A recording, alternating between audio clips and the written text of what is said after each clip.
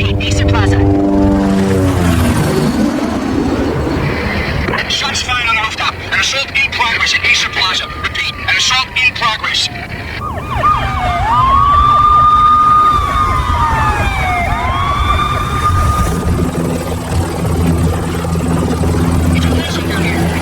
Dispatcher, need additional units. Additional units now. Officer in danger. Officer in danger. 10-5, please repeat. 10-5, all units, emergency. Officer in danger. Eastern Plaza, repeat. Eastern Plaza, all units. They were all dead. The final gunshot was an exclamation mark to everything that had led to this point. I released my finger from the trigger, and then it was over. To make any kind of sense of it, I need to go back 3 years. Back to the night the pain started. I was still on the force back then. NYPD, Manhattan, Midtown North Precinct, Hell's Kitchen. So when are you coming to work for me, Detective Payne? He'd make me work undercover in some hellhole. Sorry, Alex. Michelle and the baby come first. See? My last smoke.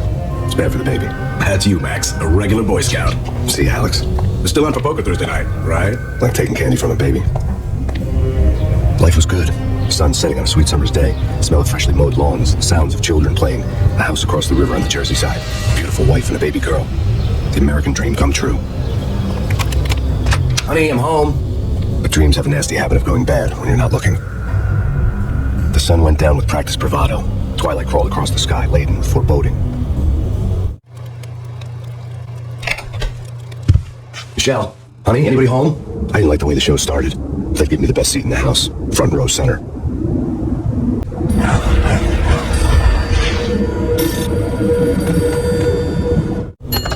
Listen, someone's broken into my house. Call 911. Is this the Payne residence? Yes, someone's broken into my house. They're still here. You have to... Good. I'm afraid I cannot help you. Who is this? Hello?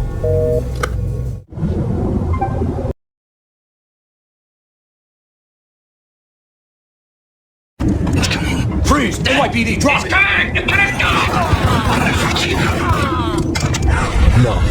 No, please, God, no.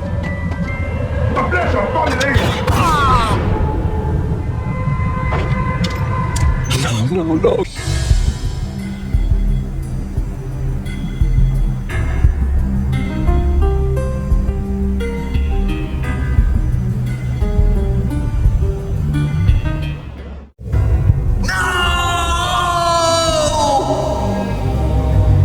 That was 3 years ago. Everything ripped apart in the New York Minute. The killer junkies had been high on a previously unknown designer drug, Valkyr, V.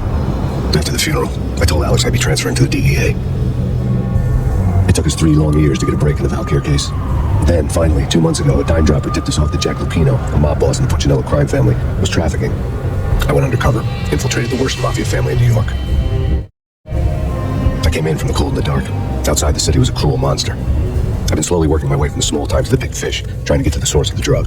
Alex and BB were my only contacts in the DEA, the only ones in this decrepit city who knew I was down here. BB here. Something urgent has come up with Jack Lupino. You need to meet with Alex immediately at the Roscoe Street station. I hadn't had a face-to-face with Alex since I'd gone undercover. Outside, the mercury was falling fast. It was colder than the devil's heart, raining ice pitchforks as if the heavens were ready to fall. Everyone was running for shelter like there was no tomorrow. It didn't get any better when I got to the subway. The feeling hit me like a point-blank shot straight in the face. Something was not right about this. My Beretta stirred nervously under my coat, but the train doors had already shut behind me, and I was in for the ride. Next stop, Roscoe Street Station. And Alex.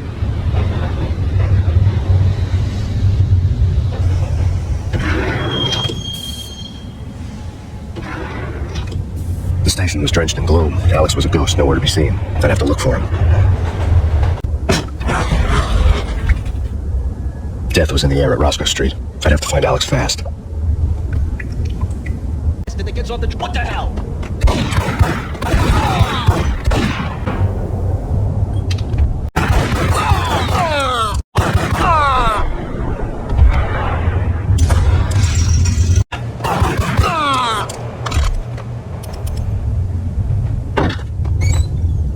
That's me. Let's go! Looking for Alex, I had ended up in the middle of a big-time crime operation. The gate was locked. I would have to find another way to get to the top. You saved me, man. What's going on here? A massacre. These armed thugs just appeared from nowhere. We need to get help. I can make the call from the control room 1 floor up. Can you take me there? Sure, sounds good. Follow me. We need to go and call help.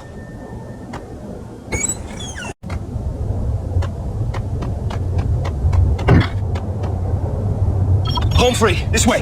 Hey. Look out!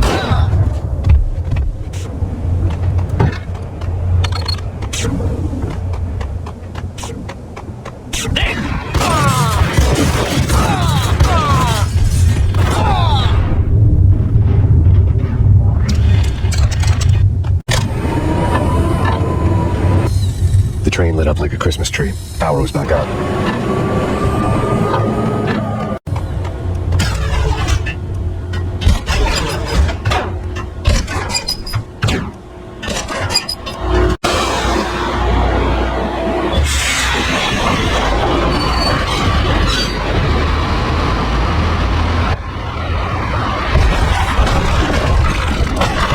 So much for being subtle.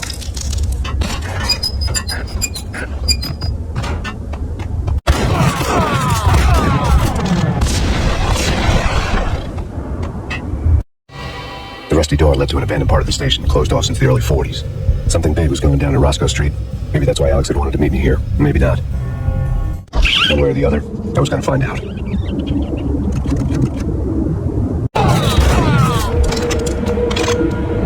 What the?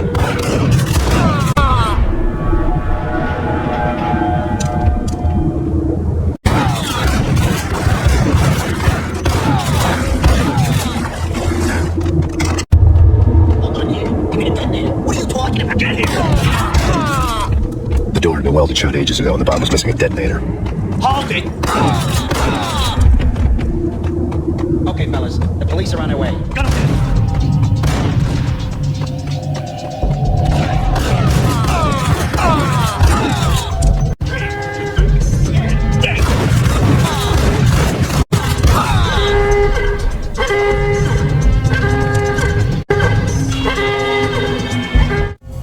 We come to you now live from the crime scene. Who is this? Right back at you. This is Deputy Chief Jim Bravura from the NYPD. You ought to cease your criminal activities and surrender immediately. Sure thing, Jim. Me and the boys have been talking and everyone's real sorry. They'll never do it again. Who the hell is this? Being placed at the scene of a bank robbery wouldn't have tipped the odds in my favor.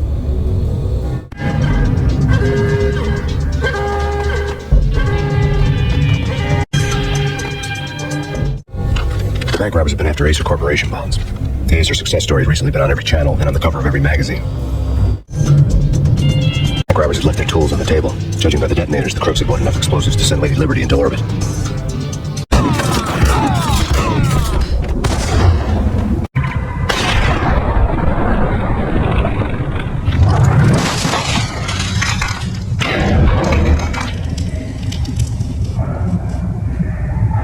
Hold it! Max, Jesus, you almost gave me a heart attack. I nearly shot you. Alex, I'm glad to see you. What the hell's going on? There are more corpses here than at the city morgue. It's an armed robbery. A tunnel job straight to the Roscoe Bank vault through the old station wall. Is this why? This is Lupino's gate? This is Lupino's doing? Lupino's men? Really? You sure know how to take a place? Can you get through? No, it's locked. We gotta get out of here. If it's Lupino, it's... Alex? Alex! There was nothing I could do. He was dead. I could tell by the empty, accusing stare in his eyes.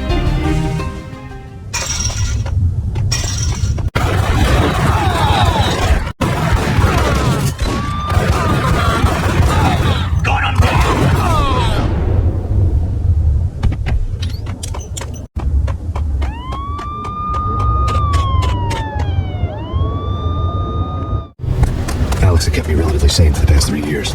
Now I didn't know how I felt. Somehow he had stumbled upon something big and ended up stepping on Jack Lupino's toes. Lupino ran his racket of sex, drugs, and contract killings from a sleazy hotel in a slum block of tenements. The NYPD was closing in. I could hear the sirens. Their wail was a crescendo. Lupino thought he could get us by taking Alex out and leaving me to take the fall for it. All he'd gotten was my attention. I went for the hotel first. It was a sad old thing with flickering lamps and faded colors, cheap mobster punks and tired-eyed prostitutes. I walked straight in, playing at Bogart, like I'd done 100 times before. The place was run by a couple of murdering mobsters with shark smiles. The Finito brothers. Ladies and gentlemen, it's the pain in the butt. Pain to the max. You're killing me. Did you make that up yourselves or you get some wino downstairs and come up with it? Don't answer that. A rhetorical question. I got something for the boss. Lupino around? That kind of depends on who's asking. A friend or a junk squad player. But don't answer. It's one of them, how you put it, rhetorical questions. Lupino ain't here, but he said bye. Lupino wasn't in his cheap hotel. Instead, I ran into the Finito brothers. My cover had been blown. The door slammed shut behind me. And then I was dodging bullets like raindrops. Pain in the Bug Bud. Beat the Max. Jump squad, baby. Gotta take it Marble City for it.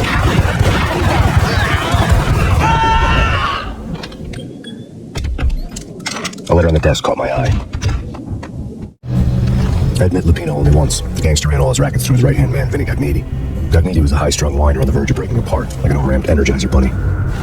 He had the brains to run the business, but he lacked the balls, always falling short, taking his frustration out on underage addicts and call girls. The V deal goes down at your hotel. Jack's exact words, quote, Vinny, you're in charge of this. Huerte's coming to see it through. Anything goes wrong and everybody's gonna get dead. Goes double for you. Treat this guy real good. Anything he wants, you give him. Don't screw this up or you're finito, finitos.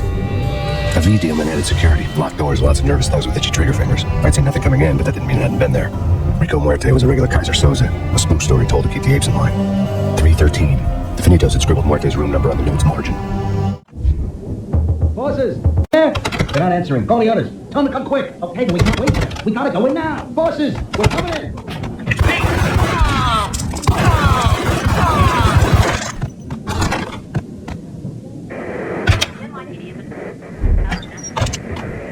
Something's wrong with the bosses. Man's there and they're not answering.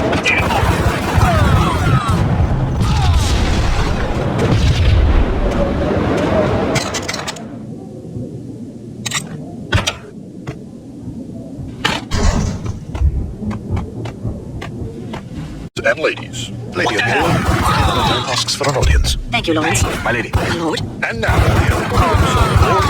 brought to you in part by Acer Corporation. The junkies could go off without a warning. I had to be careful. It's Payne! My lady. My lord. Indeed, my lady, there is indeed. From the very first moment we walked upon that distant forest path, there has been sunlight. Piece of crap!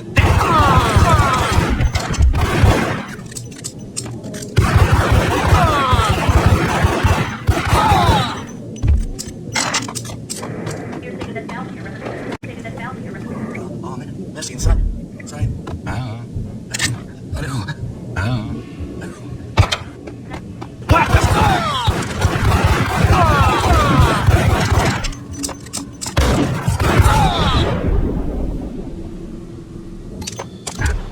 I found Muerte's room.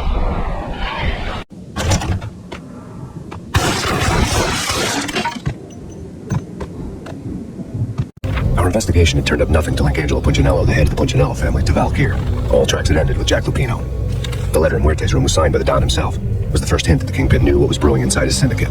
The trouble you got into after the Chicago screw-up. The Punchinello family bailed you out. You have been waiting for a chance to pay us back. One of our trusted boys has a monkey the size of King Kong on his back, and we need your special skills for backup on a major deal. Collecting evidence had gotten hold a few hundred bullets back. I was already so far past the point of no return, I couldn't even remember what it looked like when I passed it.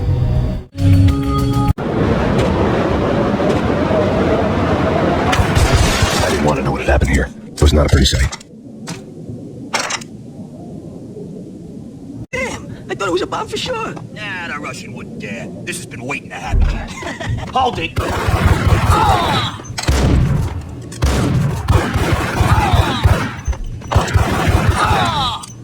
It's coming. It's coming.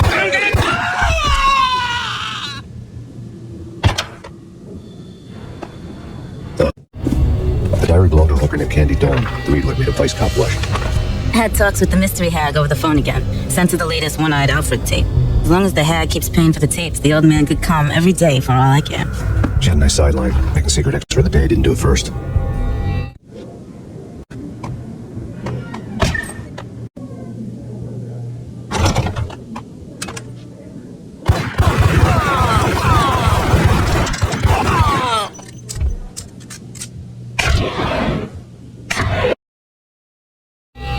The old service elevator rumbled down to the bowels of Jack Lupino's hotel.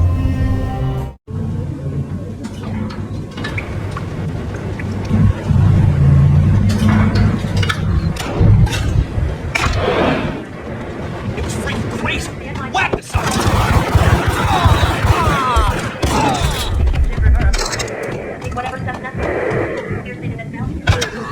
Get up.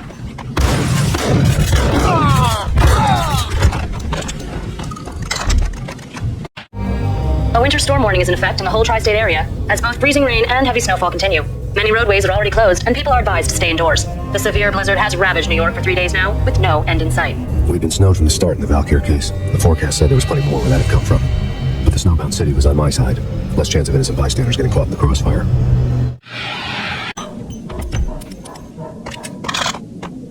Exhibit number 1, a newspaper. Take vampire. Why are they always... A dead man tied to a chair lay on the boiler room floor.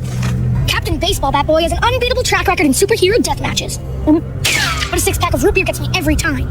The murder weapon was a baseball bat, now lying in a pool of drying blood next to a newspaper folded open on a Captain Baseball Bat Boy comic strip. LA or Mexico, they can't even get a tip. What you eat? What on that?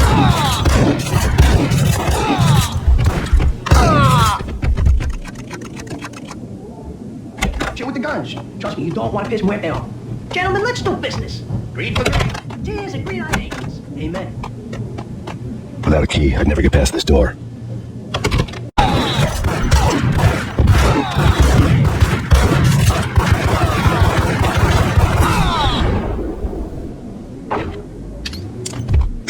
A lifetime ago, this would have gone down as a narcotics arrest. The transparent cylinders glowed green, full of Valkyr. There was a key on the table. 2 mad dog killers, ready to murder each other. They step into the next room, and I'm thinking, now they're gonna do it.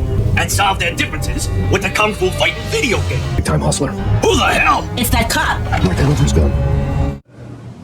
Do something.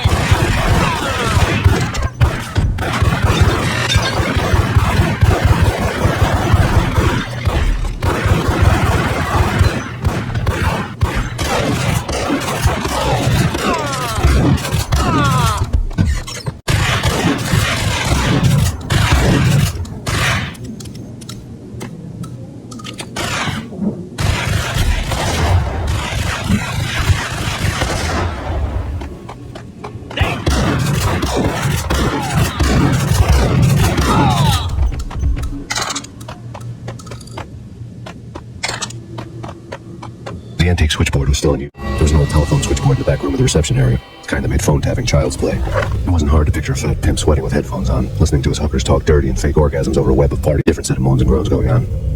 Boss, Cornelia, that's Max Payne. Game started capitalist. He killed him. Are you freaking kidding me? It's just one lousy cop. You better be freaking kidding me. Whack him. What's the freaking problem? Hello? Answer me. Hello? The word was out. A deadly virus released into the city's corrupt circulatory system. Something wicked this way comes. Max Payne at large.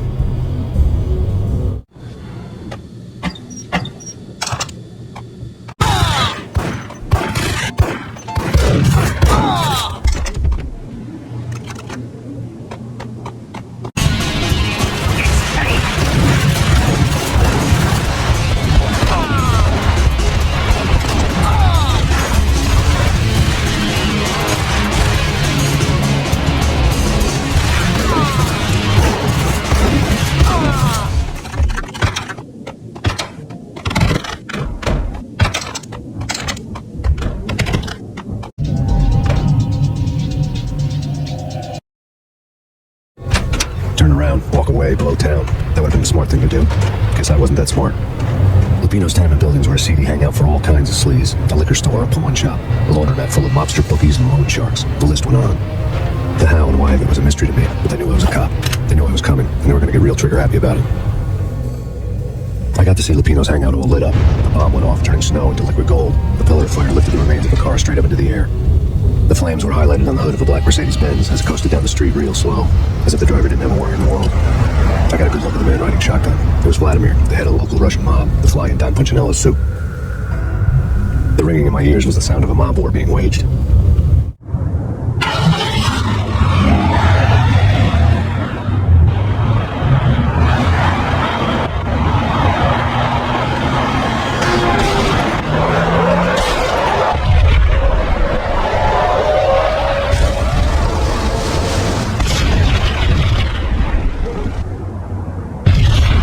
Exploded inside the closest slum building. It was a lucky break. The goons inside were spooked, but luck always came with a price tag. More bombs could still be ticking inside, and the cops would already be on their way.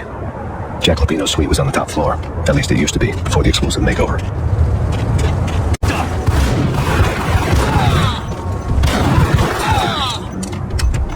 Lines were screaming bloody murder. The storm was a screaming duet with the approaching prowl car sirens.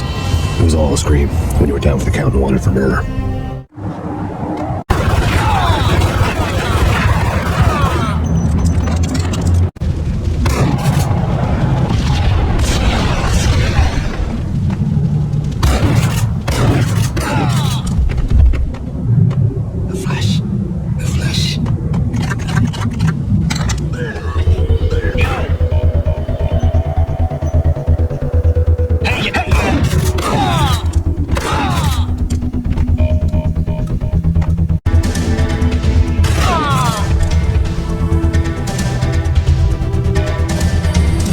That phone in the entrance hall was ringing.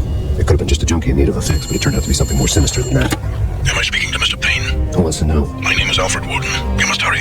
The police are on their way. Tell me something I don't know. They know you're there. How? But what's it to you? I will contact you again. The cops arrived, sirens singing in the off-key harmony of a manic depressive choir. I had a few minutes while the SWAT team would go through their usual routine. By the time they busted in, I needed to be long gone. Max Payne, this is Deputy Chief Jim Bravura from the NYPD. Drop your weapons and come out with your hands above your head. Who wants to try?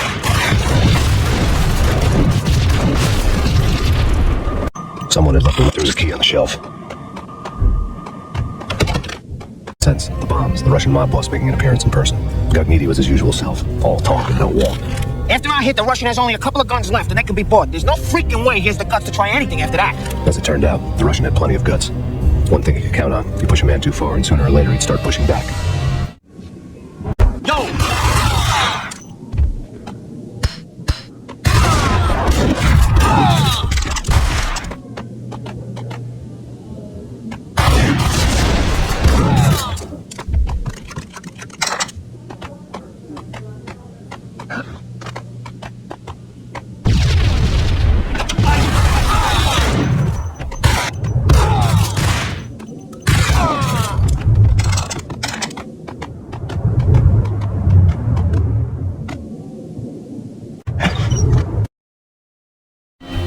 Bombs had destroyed all the stairs up to Lupino's office.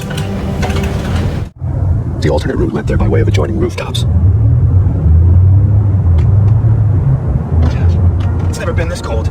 Never ever. It's like the sky's falling. Yes, sir. It's the end of the world as we know it. And I don't feel fine. I don't feel anything. Not a thing. I'm freezing my butt off. Need to get to the elevator through the locked door up ahead. Pizza delivery. Max Payne?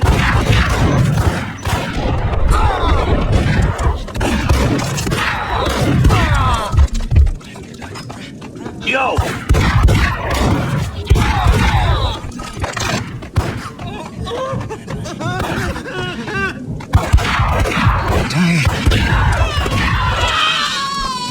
Don't shoot. You know the clowns at the laundry? Me? No. You're no good to me then. What? No, the laundry. Yeah, I know him, yeah. Get me in there. Okay.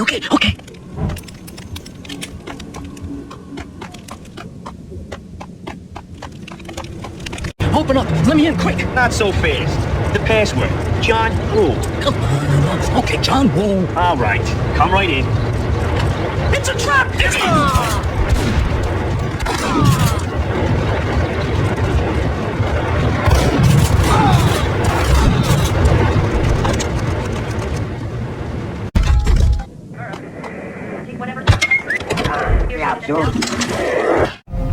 New York City is in crisis tonight, with reports of Valkyrie-related gang war in the streets of the Bronx. Apparently, Max Payne, wanted for questioning in connection with the slaying of a DEA special agent earlier tonight, is waging a one-man war against his former partners in crime. Among the list of casualties so far are notorious mafia members Joey and Virgilio Finito, as well as Rico Muerte, himself a fugitive from the law, and a suspect for several murders in the Chicago area. The NYPD has been placed on full alert. A citywide APB has been put out on Max Payne. Deputy Chief Jim Bravura has promised to take whatever steps necessary to bring him to justice. What those steps may be remains to be seen. For NYCNN TV News, this is Kira Silver. What the hell? It's the last place I go. But that's where I always end up. Only it's flamingo, but something.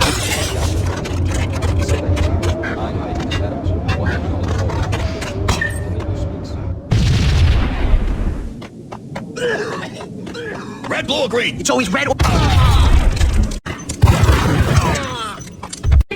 You're doing nothing! Vinny Gagniti, just the man I've been killing to see. Payne? Freaking fat! I knew from day one there was something screwy about you. What do you think you're doing? You're a freaking cop. You ain't got squad on us. You can't just come in here waving your piece like it meant something. Yeah. Oh my God. Oh God, you shot me. Ah. You're dead, Payne. What the hell are you waiting for, you ain't? Kill him. Kill him. With pleasure, boss. Got me bailed. I made like chow yum fat.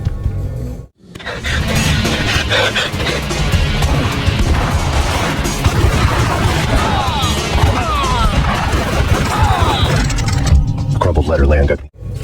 The letter was addressed to Don Punchinello, but Vinny had never had the nerve to finish it. Jack's not voodoo. Just the other night, he shot Dino because he wanted to see what his brains looked like splattered on the wall. He's a freaking mad dog. We're running out of men and business fast. Cogniti had been living in mortal fear of his boss. Jack Lupino was a psycho. His desk. He could run, but with a man who stomach like a broken bottle of Tabasco, he was quickly running out of time. He knew where his boss was, and I wanted to square things up with Jack Lupino. Cogniti would be moving fast. I don't know about angels, but it's fear that gives men wings.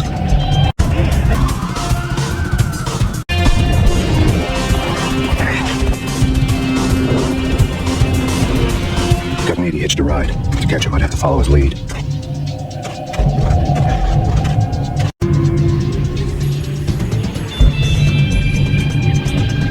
This was my second train ride of the night. The way it started didn't promise anything better than the last one.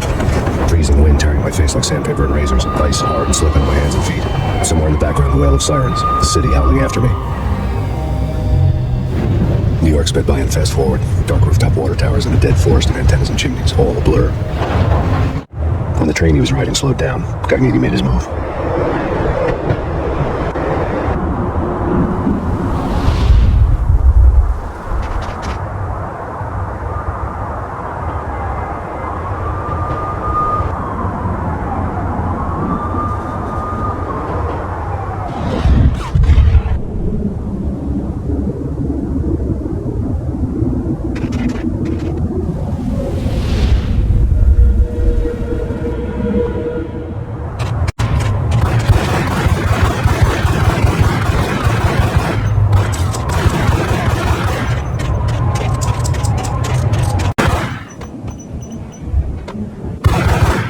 It's Payne! He's coming down the stairs! Shoot the bastard! Okay, boss, you got it. No problem. All right. Go.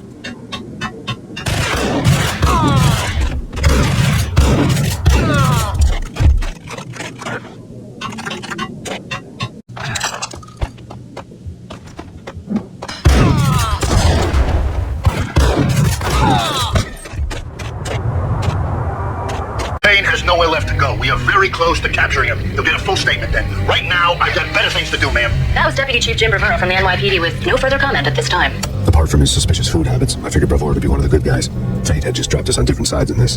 But when it came to capturing me, he was way out of his league. I'd already ditched the cops a couple of rooftops back. For now.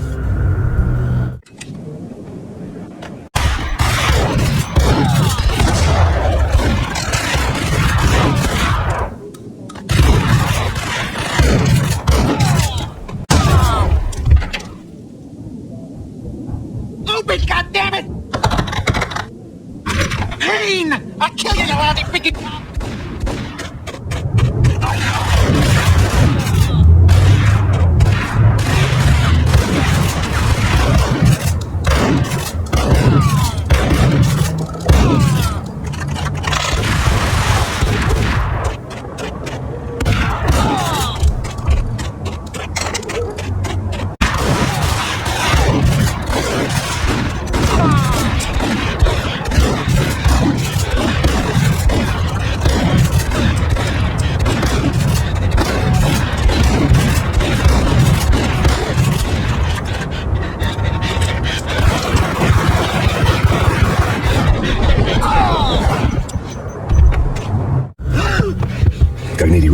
a dead-end alley with steam boiling out of the sewer grates like all the fires of hell were burning high beneath us.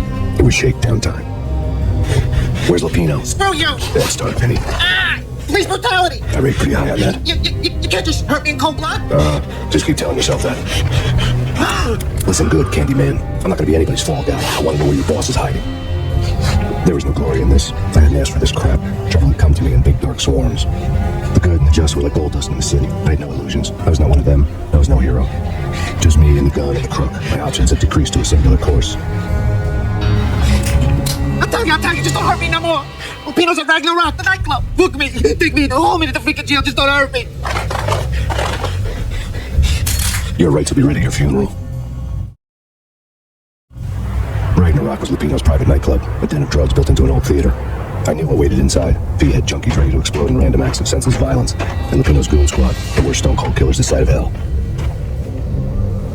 Ragnarok was as inviting as a headache, flickering and flashing to a machine gun beat. The belly of the nightclub was a gothic theme park that began with bondage games and led to the nasty stuff from there. As subtle with its dark message as a cop killer bullet through the heart, like father, like son, just like Jack Lupino.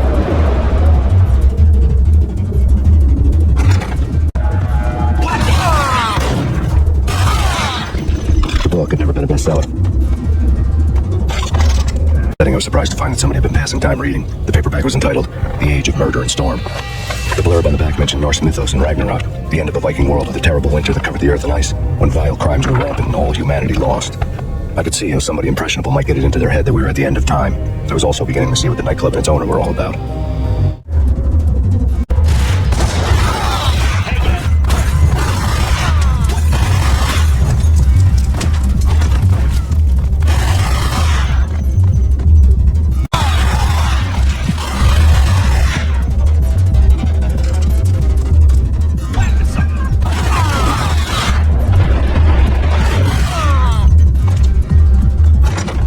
On the occult had been piled up.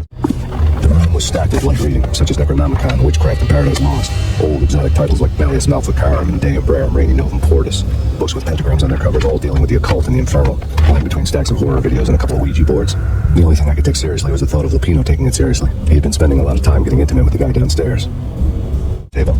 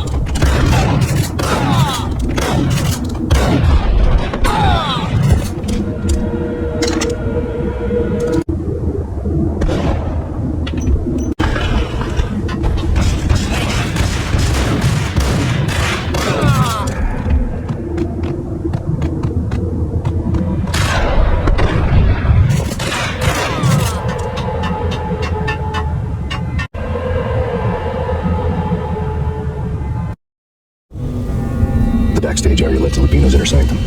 The hot air inside was like an invisible wall, thick with incense and something else, a sickly sweet smell that made you gag. This was the rotten core of the Big Apple. Lupino lurked somewhere ahead, like a spider at the center of his web, waiting. The vapors in the air started to make my head swim. Torn pieces of a letter lay scattered. Punchinello had threatened Lupino in writing. The note had been torn to pieces, bloody fingerprints all over it. Don't want you to think that one of my boys is not playing with a full deck. Shape up, Jack. We are running a business here. I'd hate to send the trio to strong arm you. The trio were the Don's notorious henchmen. It was obvious that Lupino hadn't been intimidated by the threat. On the sofa. Jack Lupino was crazy, all right. The table was scattered with notes of demented arcane nonsense written in rusty blood. A mishmash list of demons, devils, and dark gods evoked. Beelzebub! Asmodeus, Baphomet, Lucifer, Loki, Cthulhu, Lilith, Hera, what given to you? That old Faustian deal. Your soul for power and fortune. Just sign on the dotted line with your blood. Lupino's notebook lay on the bed. Jack Lupino was crazy, all right. Mythic wolves, let loose to devour the sun and the moon. Lupino is the wolf. I'm Mr. Beast, the big bad Fenris wolf. I'm the end of the world man, wearing the flesh of fallen angels. After Y2K, the end of the world had become a cliche. But who was I to talk? A brooding underdog avenger alone against an empire of evil, out to right a grave injustice. Everything was subjective. There were only personal apocalypses. Nothing is a cliche when it's happening to you. Still. Flesh. Oh! I'm the wolf, yeah! I am the wolf! It's close. It's coming. You have come. It's the end of time. It's now! I will rise to her side! I don't need the words! I beyond the words! What the?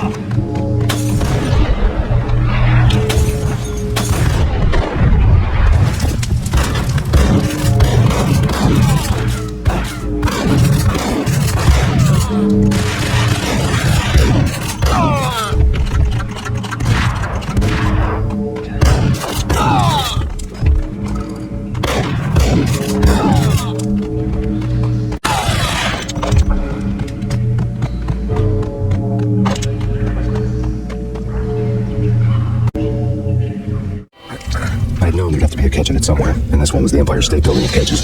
Lupino was pumped up and dying to go 15 rounds with a mutant alligator. And then he started this spooky monkey talk, straight from a bad dream. Mine. I have tasted the flesh of fallen angels. I've tasted the devil's green blood, and it runs in my veins. I've seen beyond the world of skin, the architecture of blood and bow and arrow. Death is coming!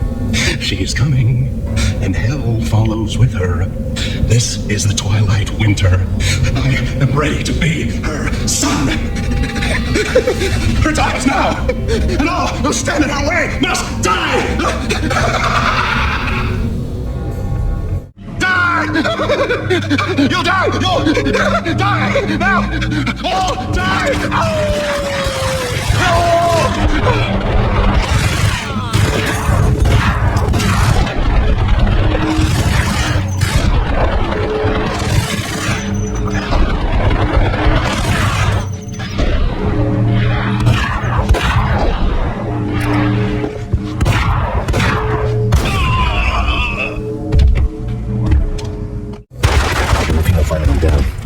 Sure he'd stay that way.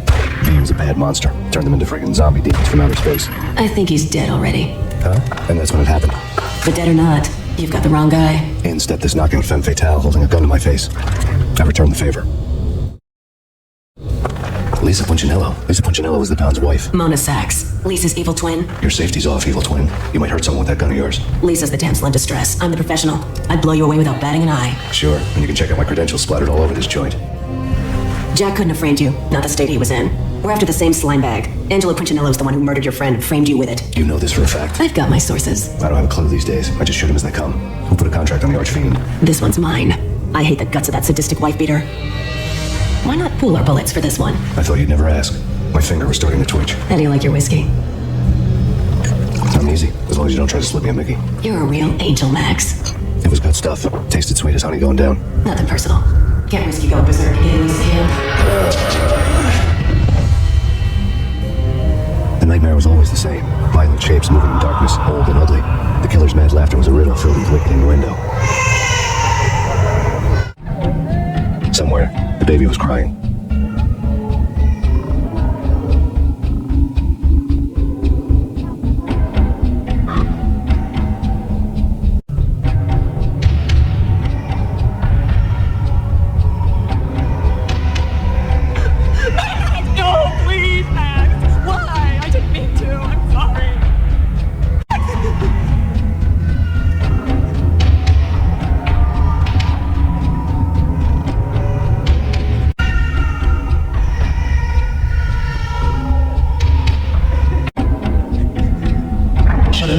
You're snoring next to Lupino's corpse. A comedian, huh? The pictures were filled with good old times.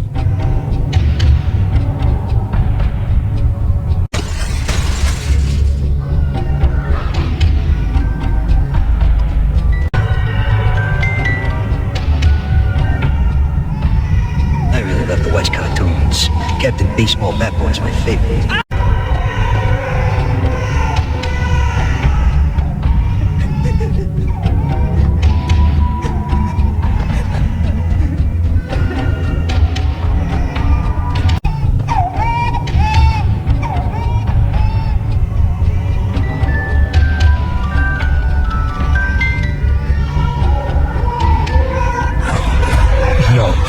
No, please, God, no.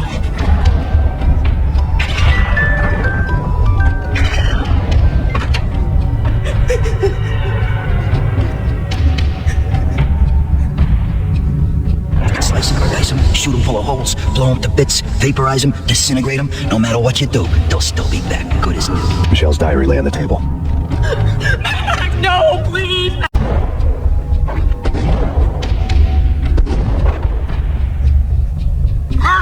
You killed her! Nothing like that ever happens in the real world.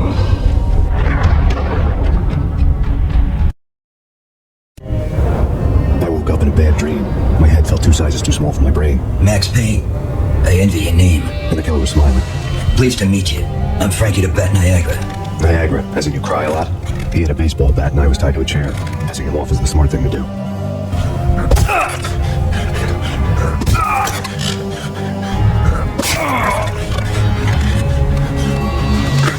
Nothing wrong with a little laugh now and then. Take me, for example. I love to watch cartoons. Cartoon violence is a fascinating thing. Let's take a break. I need to take a leak and maybe grab a cold one at the bar. Don't worry. I'll be back to finish this off. And then, it's checkout time. You play, you pay, you bastard. He swaggered out, and the door clanged shut behind him, locks clicking into place. Everyone makes mistakes. Mine hadn't been to crack jokes about the goon with the bat. He'd have cracked my skull regardless. It hadn't even been to trust a girl with a gun. I had blindly gone after the first bad guy on my hit list when I should have been aiming further up the ladder, at the head of the Punchinello family. I couldn't bring myself to be pissed at Mona, because I had a soft spot for her pretty face. But when somebody decides to play baseball with your head, you tend to get sore. They had dragged me back to the basement of Lupino's hotel. I was beaten, bruised, and blue. I felt like the chair I had broken to get free.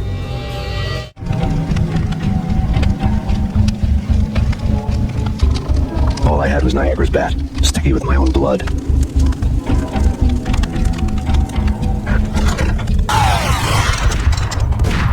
Another newspaper caption for a murder scene. Frankie left his calling card, the Captain Baseball Bat Boy strip, next to a sewer passage filled with bodies. You'd better not mess with Captain Baseball Bat Boy. Even my archenemy, Bicycle Helmet Girl, swoons at the sight of me. Aha! There were enough corpses to put a mass murderer to shame.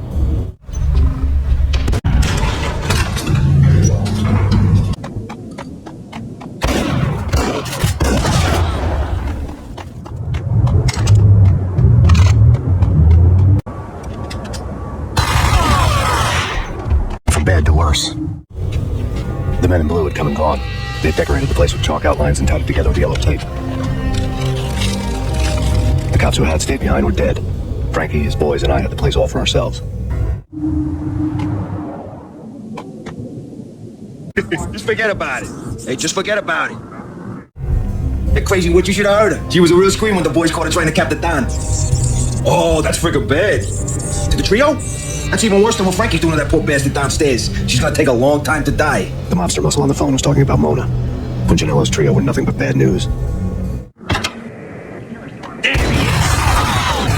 At least the Punchinello didn't wait much.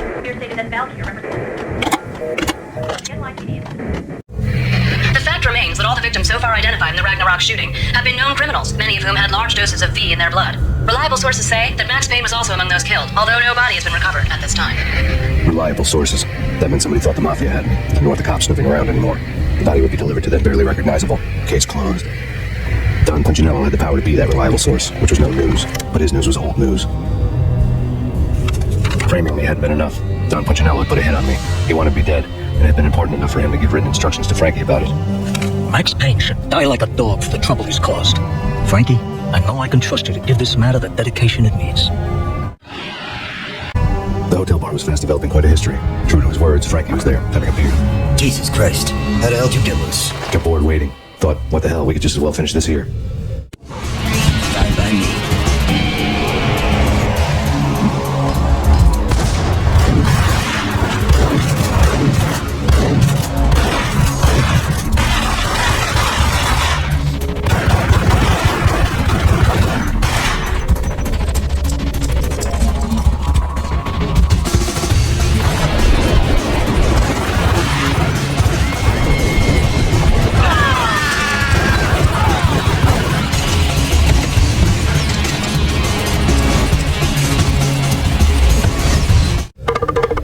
you think? You've been a lovely audience. Had enough? I don't play with girls anyway. Unfair! I spotted the tail as soon as I left the hotel. A big black Mercedes. I'd seen the car before. The time that it heralded impressive explosions. Vladimir was back. Bang! You're dead, Max Payne. I might have laughed if I remembered how. What's this supposed to be? Cops and robbers? Look, you want something with me? Get in line. Peace, man. Relax. You know you are a real news item. Armed and dangerous. I am going to make you an offer you can't refuse. I've always wanted to say that. It's a bum rap. I've been framed. That's a moot point. Whatever you did or did not do, I'm sure you had good reason for doing it. Want to hear me out? I'm listening. Punchinello messing with V is bad for business all around. But that's not all. There is this guy, Boris Stein. Used to pull jobs for me. He's the captain of the cargo ship Charon. Now the bastard turncoat has gone over to the other side, Punchinello's. The ship's loaded with high-rise hardware, guns, my business. If Punchinello gets hold of that cargo, he's won and I have lost. And you'll have your work cut out for you. If you want to get to Punchinello, you will need heavy-duty persuaders. I am just the man to get them for you. Change the ship back under my flag, maybe pop 2 in the Traitor Dime's head while you're at it. You'll get enough guns to start the apocalypse. You in or out? Let's get this show on the road. Vladimir was one of those old-time bad guys with honor and morals, which made him almost one of the good guys. None of us was a saint. The Brooklyn riverfront was a maze of rusty containers, sharp-boned cranes looming up from the snowstorm. On a night like this, you couldn't help but think of the dark army of dead men sleeping with the fishes, cement shoes in line. No Minotaur lurked in this labyrinth, but somewhere out there, on the clanking deck of his cargo freighter, the skipper of the Charon was waiting, like the film on the river Styx.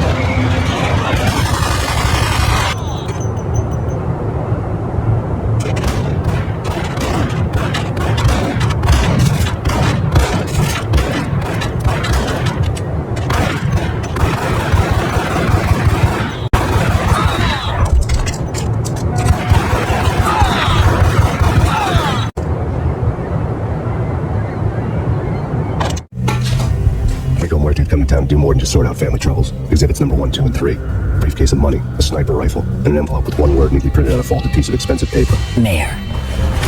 It didn't sound like a mafia contract at all. It was too cold and too to the point.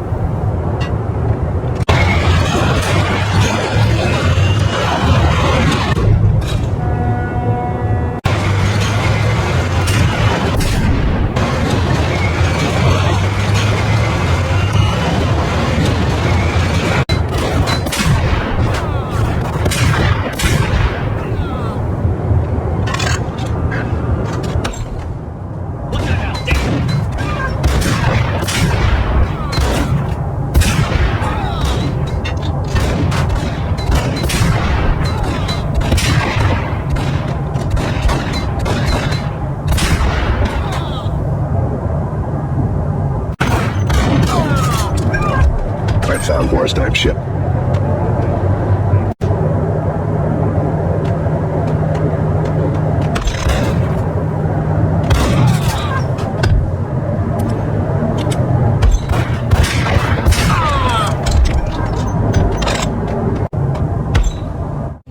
Rust had crept over the side of the cargo steamer a long time ago. Boris Dime would be on board. I'd have to smoke half of his crew to even get near the gangplank. Guns were probably being kept in the hold, buried amidst the rats and oily water.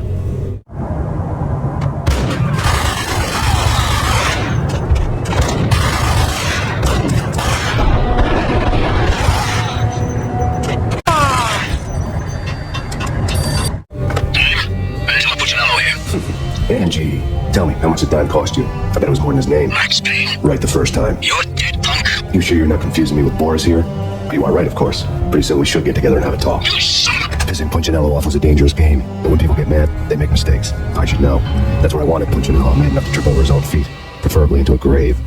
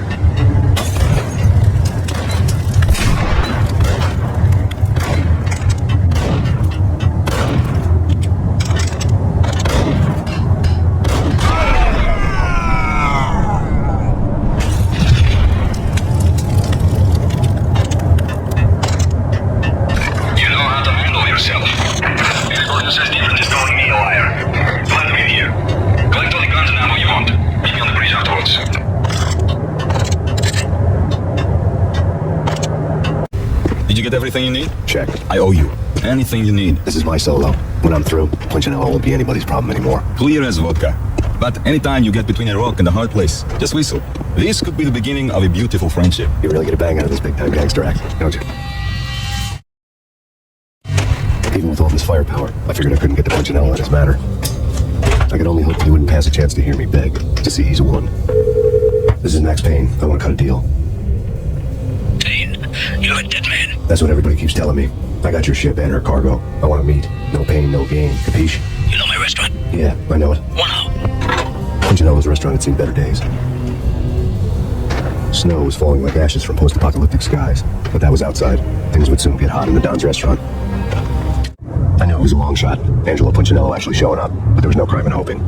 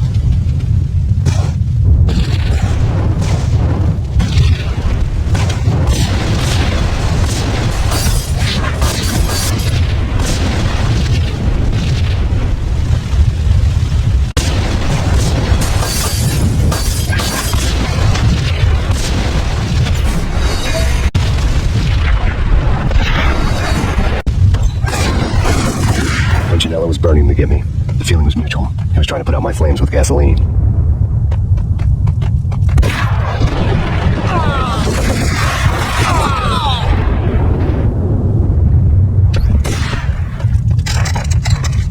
Let's go, Inferno. There he is.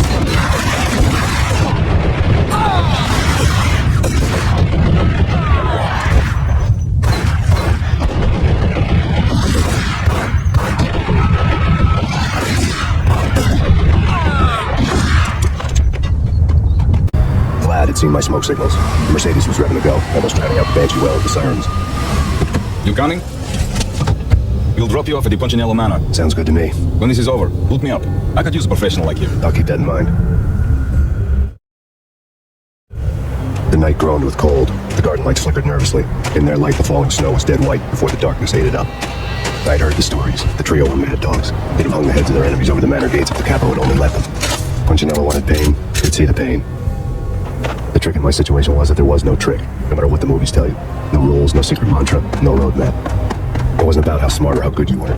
It was chaos and luck. And anyone who thought different was a fool. All you could do was to hang on madly, as long and as hard as you could.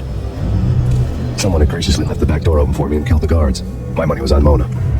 I knew the trio would be standing between me and Punchinello. I'd read their rap sheets, thick as phone books.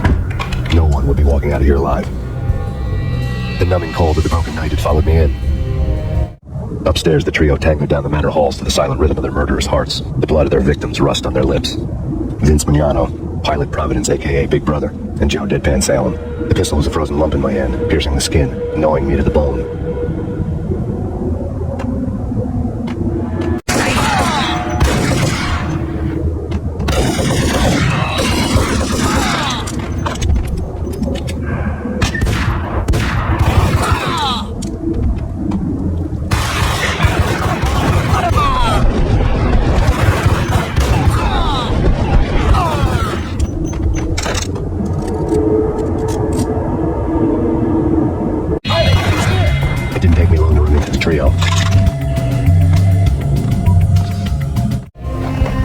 Punchinello was that she was a bit of a witch. The tarot cards on the kitchen table fit the picture.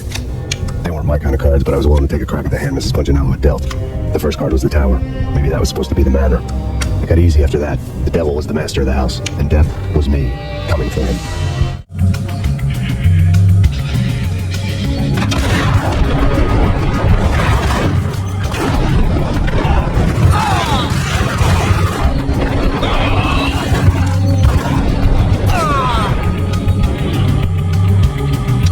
Down, 2 to go.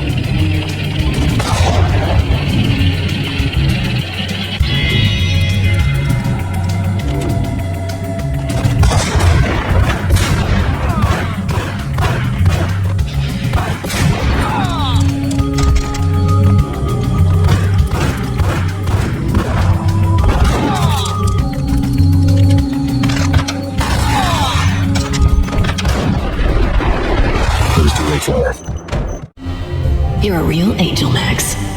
I couldn't tell whether it was Mona or her sister. The body was a mess. The sick bastard had really gotten a kick out of it. Seeing her lying there got me thinking about another woman's body on another bed. Got me thinking about a fallen cradle.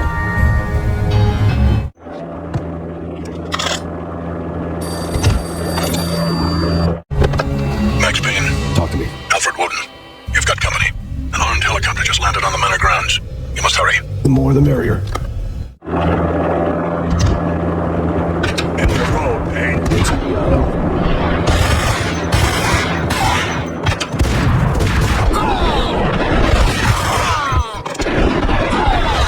Punchinello's trio was done for. Outside my door. Hurry. He's coming for me. You gotta hurry. Please. I could hear Punchinello on the phone begging for help. They should have been saying his goodbyes. But you know it was a pushover. The moment I stepped into the room, he folded like a deuce before a royal flush. No, wait. I was just doing what I was told. I couldn't refuse. She's someone high up. Government, maybe. I don't know. He was trying to buy more sand for his hourglass. I wasn't selling any. No, I told him not to.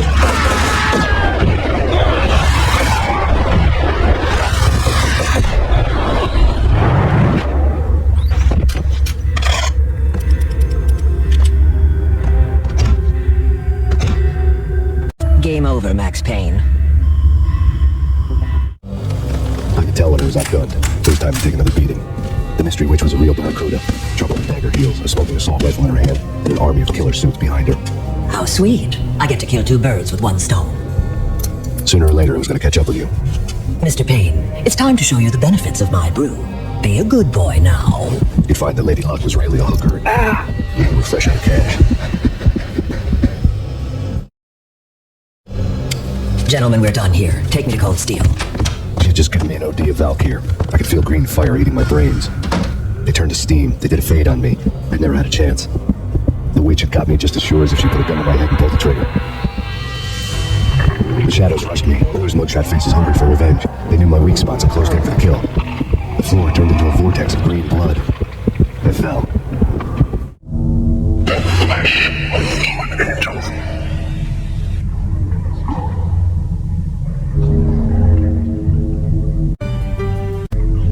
Who's there? Max? Where are you, Max? Please. The letter was staring at me. Bartender is shiny stuff and dreams are made of stupid necromancers. He sings like a banana wrist, having strayed too close to the constellations on their shaved skulls. There was a bad line in the prank call. Someone spouting insane babble. I couldn't make sense of it. The whole city was an image riding. But I had an overwhelming sense of deja vu. The caller's voice sounded oddly familiar.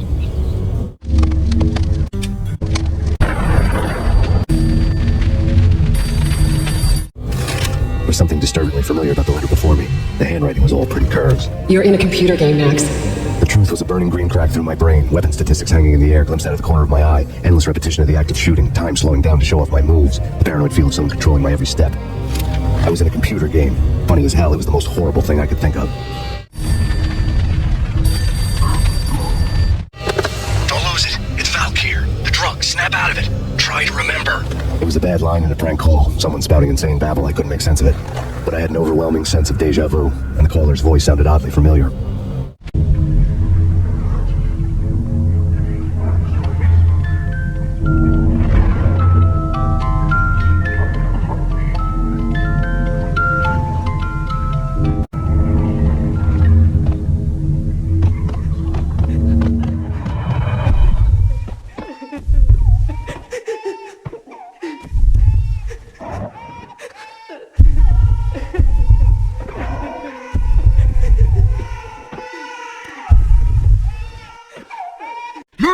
You killed her!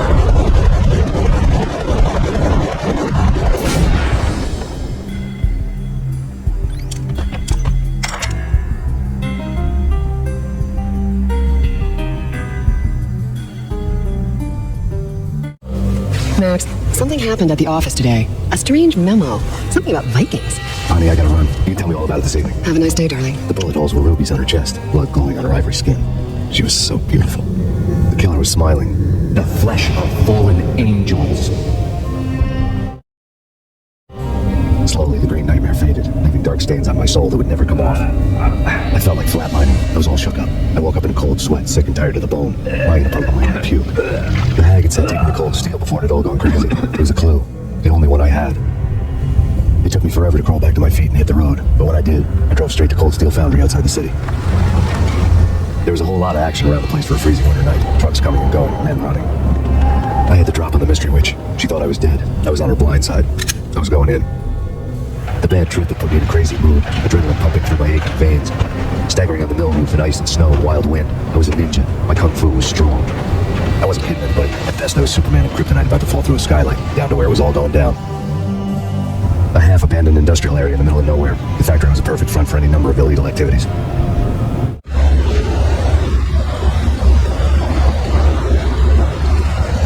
In the belly of the plant, molten metal boiled and bubbled like a witch's brew.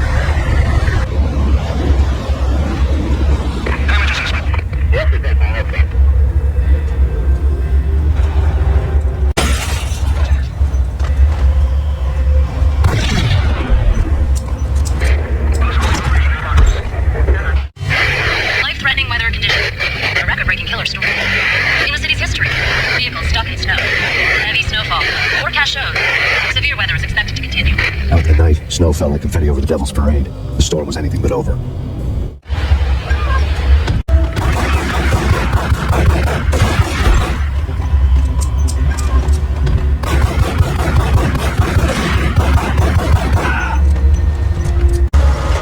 Engaging hostile.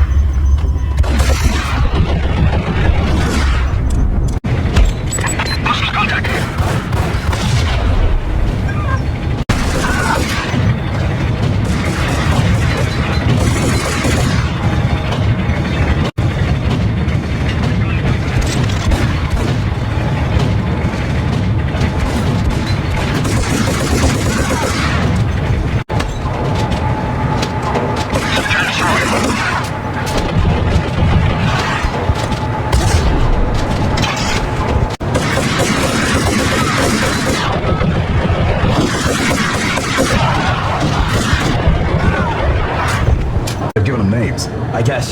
So, you don't have a...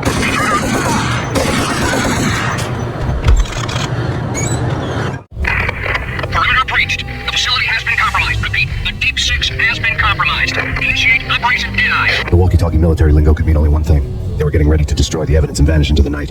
I was so close. The hidden truths were just around the corner.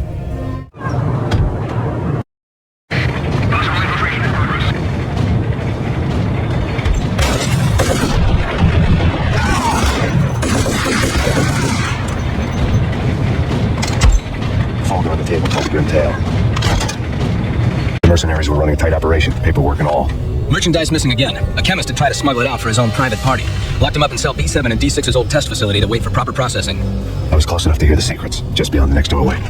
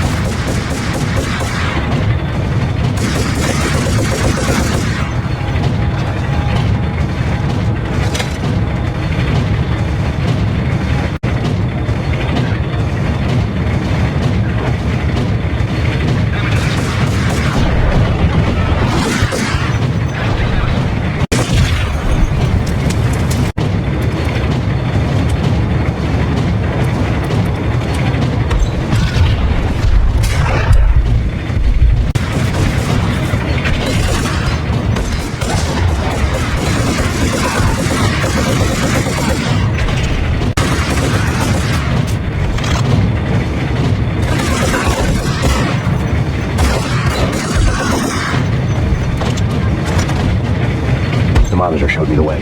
Processing diagrams filled the control room screens, all but one. An elevator titled D6 on one of the screens. Somewhere onwards, past rows above it, in the core of the plant.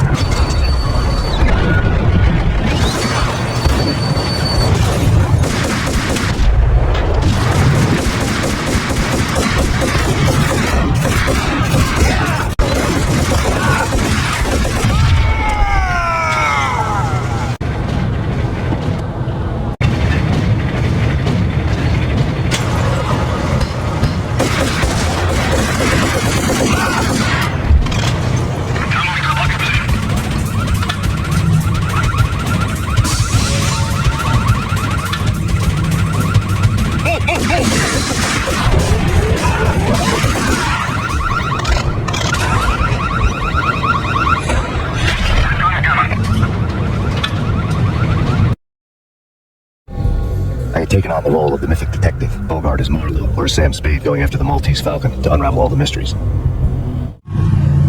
Following a path of clues to that final revelation, even if it would take me down to the cold, cavernous depths of a grave. You can't do this! My men are still inside! Do you have any idea why this is called Operation Dead Eyes?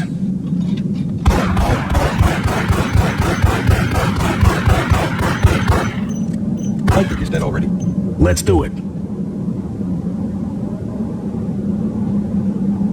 Attention all personnel. The self-destruction sequence has been initiated. Evacuate the complex immediately. Repeat, the self-destruction sequence has been initiated. Proceed to the nearest exit immediately. We've got company.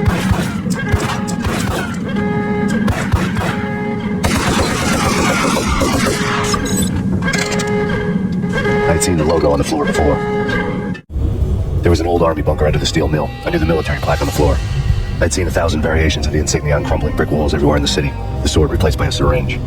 Project Valhalla, V for Valkyr, V for Valhalla. All of a sudden it read like a crackpot conspiracy theory. Personnel, the self-destruction sequence has been initiated. Proceed to the nearest exit.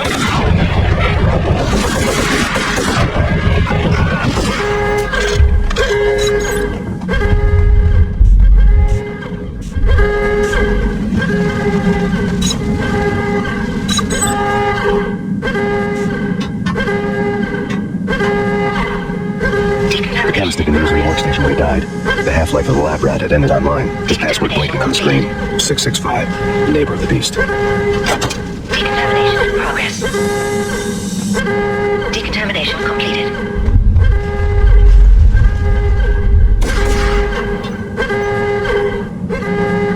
Attention all personnel. The self-destruction...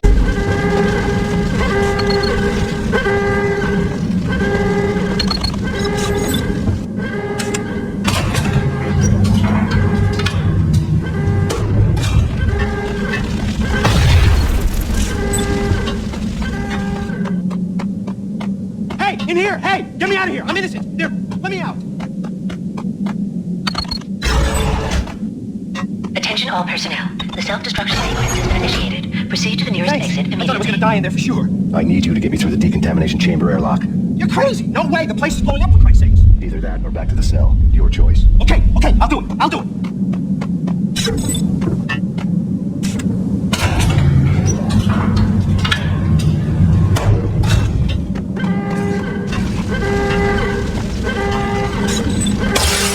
We're dead! We're dead!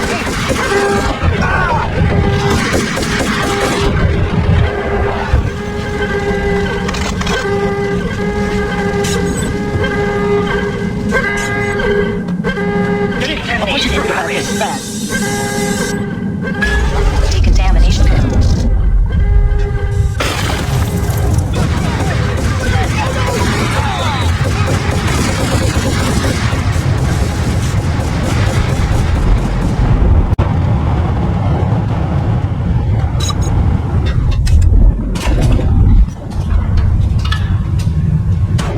I was caught in the middle of the deadly web that was the Valkyr case.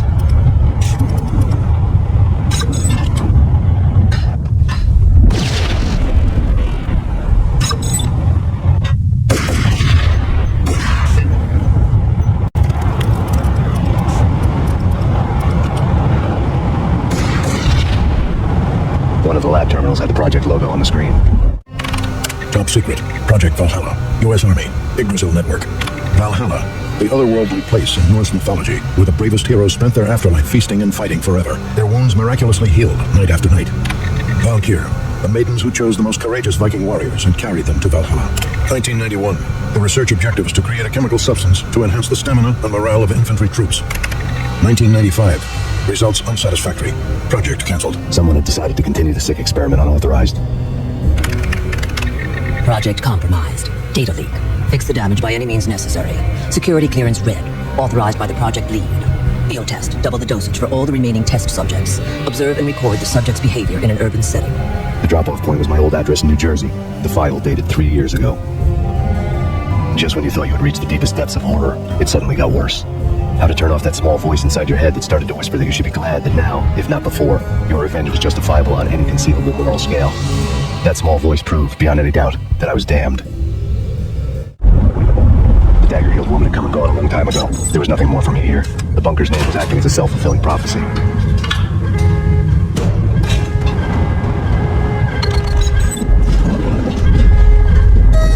Decontamination.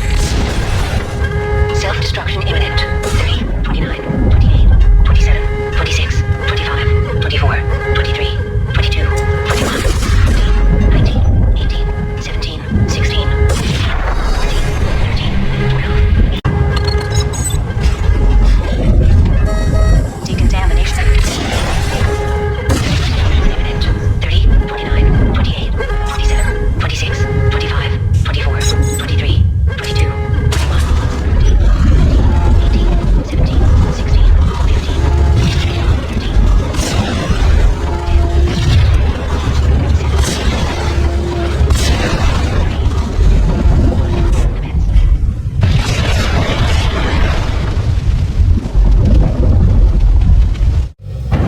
Piece together a jigsaw, and the final picture is you finishing that same puzzle. A mad, green-eyed killer standing behind you. An urban legend come true.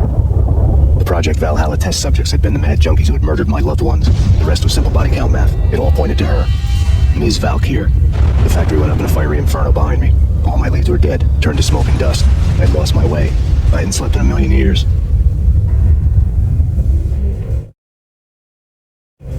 I felt thin as death. I've been living on an endless supply of week-old donuts. They were fuel for this crazy furnace inside my head. I couldn't remember when I'd last seen the sun. I was on a permanent graveyard shift. When the darkness fell, New York City became something else. Any old Sinatra song notwithstanding. Bad things happened in the night, on the streets of that other city, Noir York City. I was in an all-night diner, downing cup after cup of coffee that tasted like engine oil, when a new message from BB got me back on the killer track. What the hell happened at Roscoe Street? Maxie, I'm going out on a limb here. We need to talk this through. Come up with a plan. 2:30 a.m. to Choir Communications Garage. The more I thought about Alex's murder and the frame-up, the more it felt like an inside job. I should have seen it coming. BB had sold me out, and now he wanted to finish what he'd started. The garage was dead. BB showed up in his tailor-made suit, gold watch, and cufflinks to match, all way beyond a cop's pay. Maxie.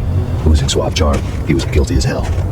What the hell does BB stand for anyway? Backstabbing bastard? Come on, don't be like that. Have a cigar. I don't smoke. Maxie, you have no idea how big this is. It's huge. You have no idea. I think I do. You're a bribe-taking bent cop who sold out his partner. Those mobsters in the subway were a dead giveaway. Hard to miss. Bet it was exactly like this with Alex. Up close and personal. You can't win this one, Max. No, but I can make damn sure none of you do either. BB turned out to be another cardboard cutout bad guy.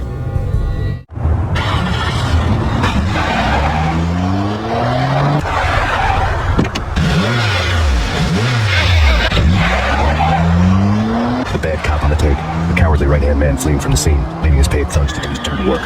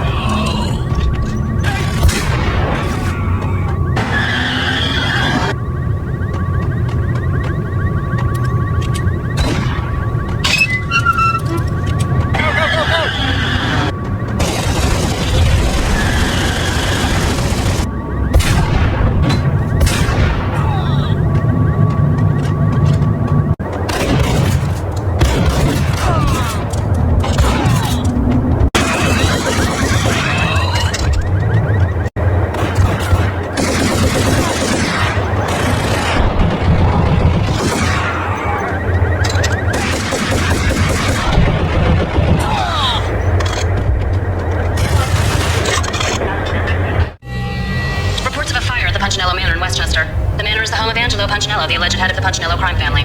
The police are now saying, contrary to their earlier statements, that Max Payne is still alive and at large. He continues his vendetta against the Mafia, of which this last act of arson is attributed to.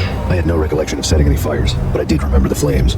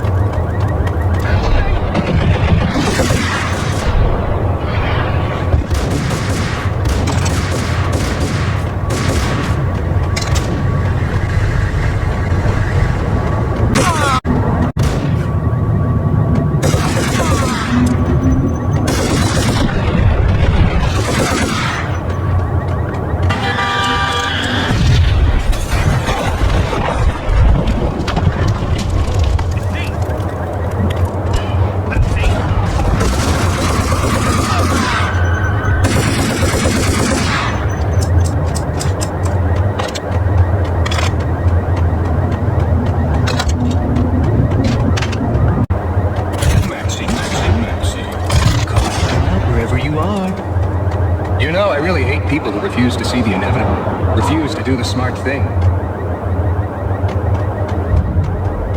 No, I must do the right thing.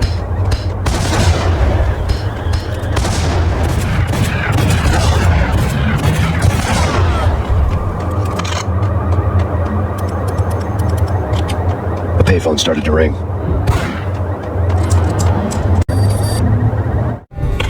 Yeah. Max Payne. Whatever does it for you. This is Alfred Woden. I can give you the name of your enemy. Come to the Asgard building presently. We are expecting you. Woden was waiting for me on the steps of the old building. Mr. Payne, let's go inside. The others are anxious to begin. The others? Despite the general misconception, this building actually predates the City Hall by 2 years, this being the oldest municipal building still in use here at the foot of the Brooklyn Bridge. No kidding. The old man played tour guide as he led me through a dark domed hall. The answers I was after loomed large ahead. Mr. Payne, I would like to introduce you to my colleagues in what we call the Inner Circle. You've been watching too much X-Files. You have seen the files on Project Valhalla. We can fill the gaps, provide you with the information missing from those files. We were all involved in the early stages of the project during the Gulf War. What's the catch? We would very much like to blow this thing wide open, but our hands are tied. Her name is Nicole Horn. She was the key figure in Project Valhalla. When the funding was discontinued, she simply refused to quit. She knew exactly what she had in her hands. Nicole Horn is the president of Acer Corporation. She has more than half the city in her pocket. This must be kept under wraps. If you try to go public with this, we will deny any knowledge. We need you to take her out. Afterwards, we can protect you. Make all the charges go away. That was the cue for the killer suits to kick in the doors and swarm inside. It was an impressive floor show, but I decided to leave early anyway. It was only a one-story fall.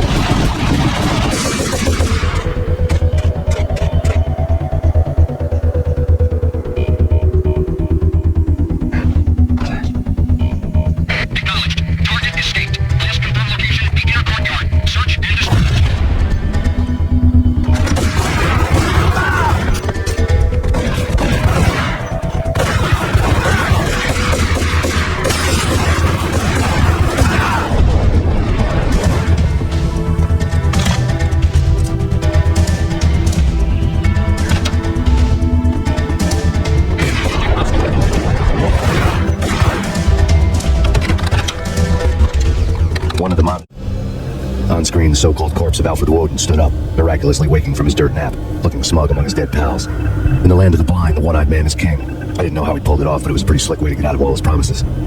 Most of what he had said fit too well to be a load of crap. It showed what was left of the Inner Circle. Come on in.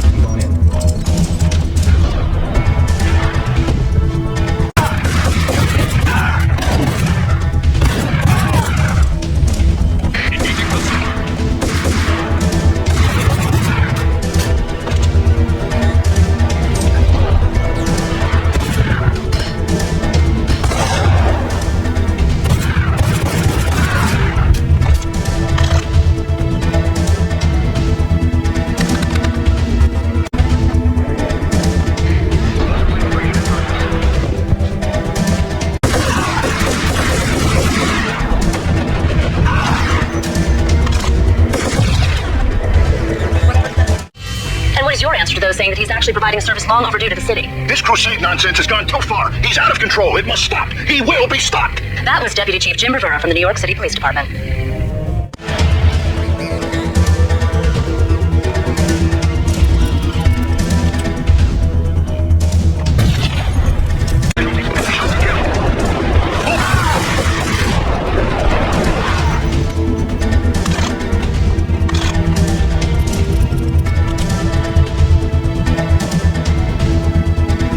Videotape lay on the desk.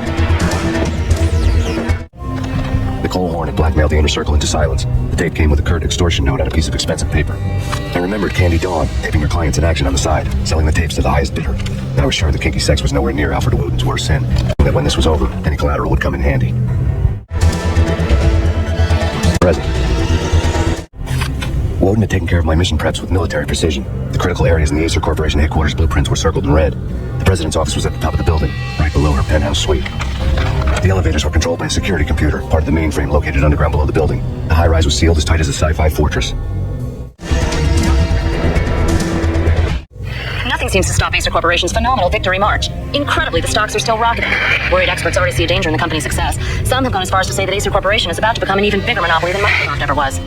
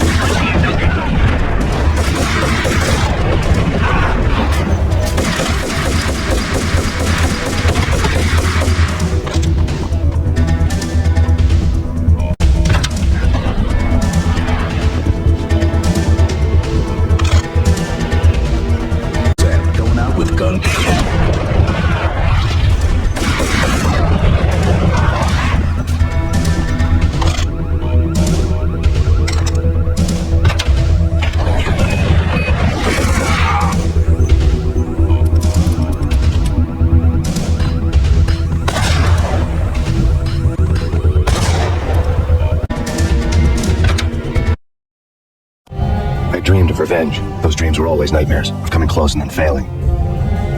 Now I was close. I had a name to guide me. Nicole Horn. I had nothing to lose. The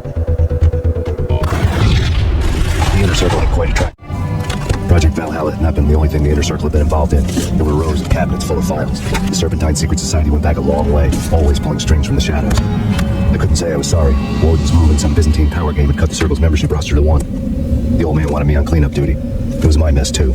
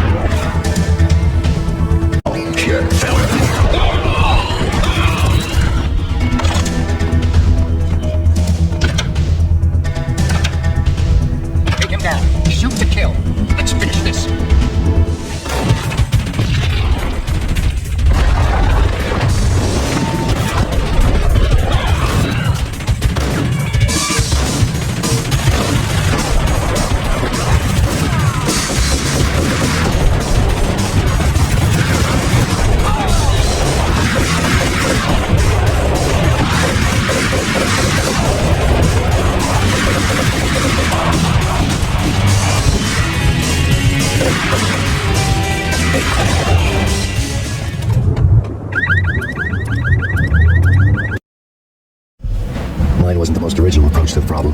It wasn't as if it hadn't all been done before.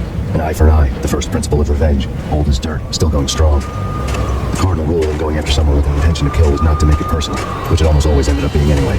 It did with me. I took my time, cruising around the city in the snow. There was no hurry. I knew what I had to do now. I took my time, thinking about it, building up the rage. When I was ready, I parked the stolen wheels at the front entrance of the Acer Corporation headquarters. Got out, got in, got cracking. I had a bullet with Nicole Horn's name on it. I had 10,000 bullets with the Hag's name on them. She had ultra-high-tech security systems, enough mercenaries and weaponry to start World War III. There was no fear. New York disappeared behind a veil of snow. I had crossed the threshold. This was her domain, sleek and sexy and soulless, all glass and steel. A place of color-coded security keycards, metal detectors, and surveillance systems.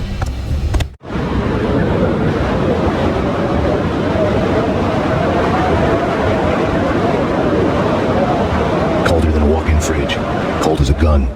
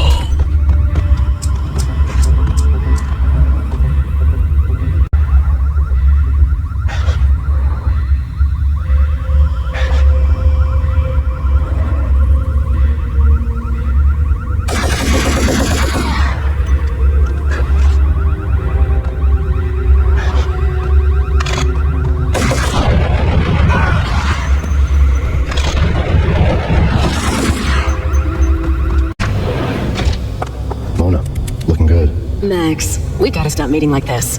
It will be a cold day in hell before I let a narc cop stop me. Miss Sachs, do your job. Relax, Max. You're a nice guy. I don't kill nice guys. You're not bad yourself. It was different when Horn wanted Punchinello dead. To cut her ties to the Mafia, he deserved to die. The same goes with her. She's the bad guy here. Her sister was whispering to her in my favor. I knew the appetites of ghosts intimately. They hungered for revenge. No! A gunshot boomed and she fell down in slow motion. She was a nice girl, not really a stone-cold killer. And now she was stone-cold dead. The religious fanatics from Royal Samurai Horn's private army was coming at me. Request assistance.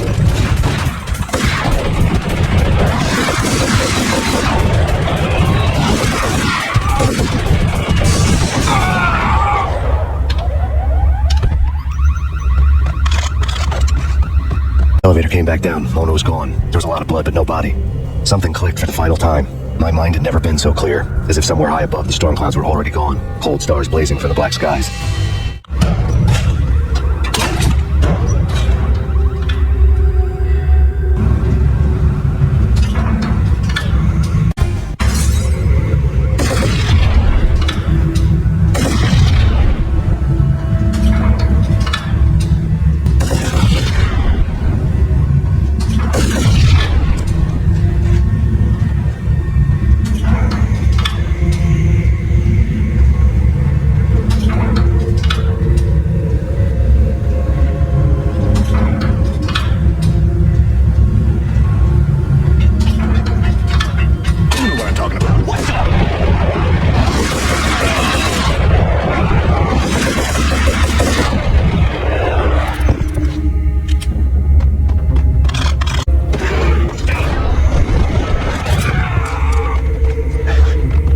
Elevator access to the mainframe. From there, I'd be able to override the security locks and get to her office.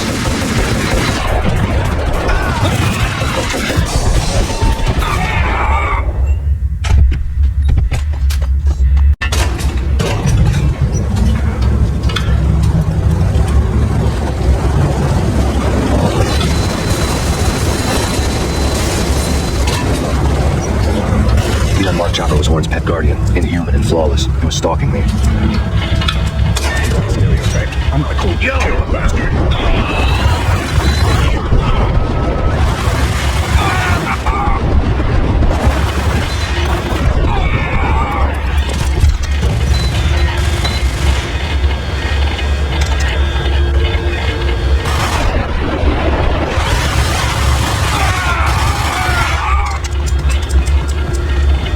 All bets were off. The elevator would bring me all the way up.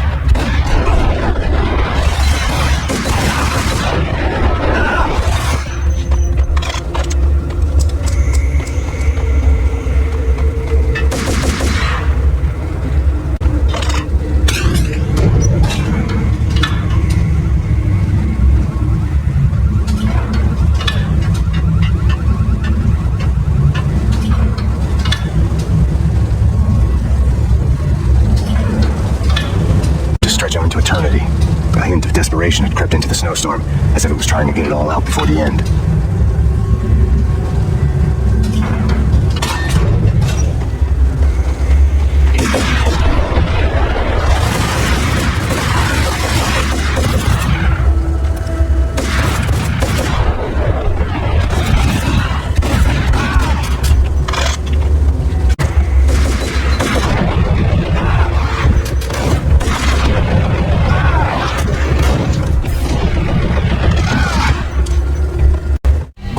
Next to the printer was a neat stack of expensive paper.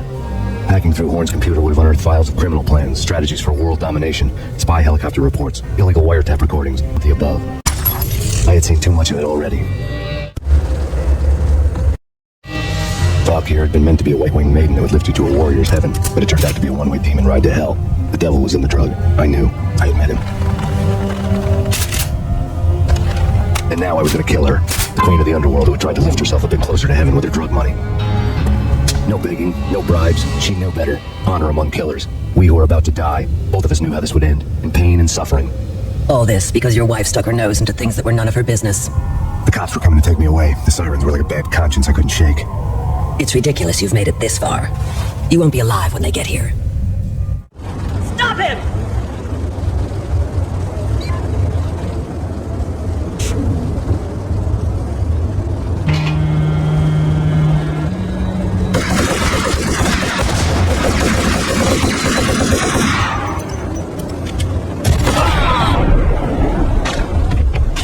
The elevator lobby. Get us back up now. Max Payne, this is futile. A waste of time. The deaths of your wife and daughter were necessary. Inevitable. It is done. You cannot bring the past back. You don't make it any better.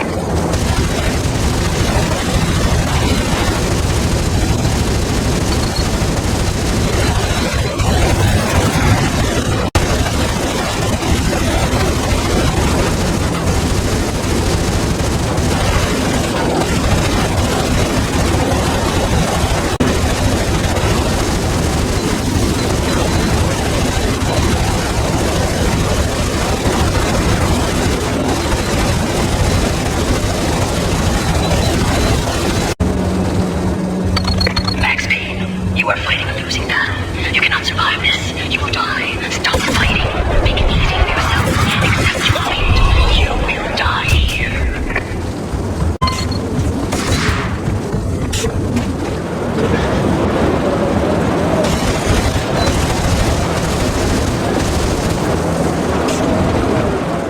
Max Payne, face it. You are up against an unbeatable force. You have already lost.